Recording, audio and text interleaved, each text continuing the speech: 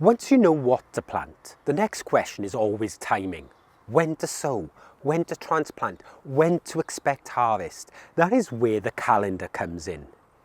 The GrowTrack Calendar is not a personal diary and is not a fixed schedule. It's a living timeline. It shows how your gardens, beds and plantings unfold over time. The calendar brings planting dates, growth stages and harvest windows into one place. This allows you to see what's coming without holding everything in your head.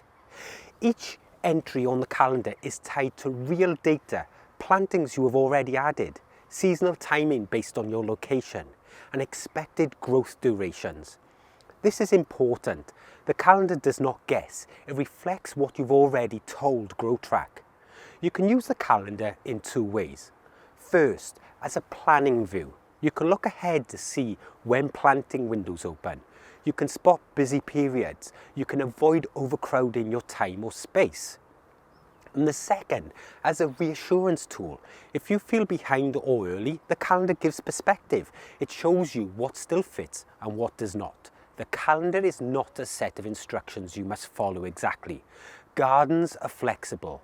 Weather changes, life intervenes.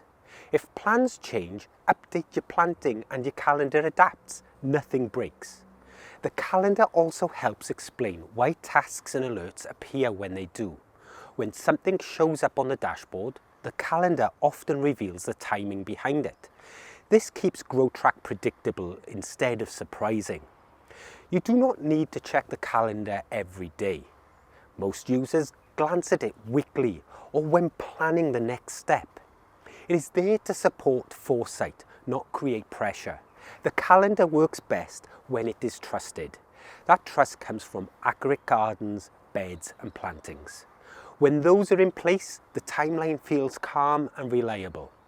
In the next video, we will look at frost dates and explain how GrowTrack handles risks and uncertainty around cold weather.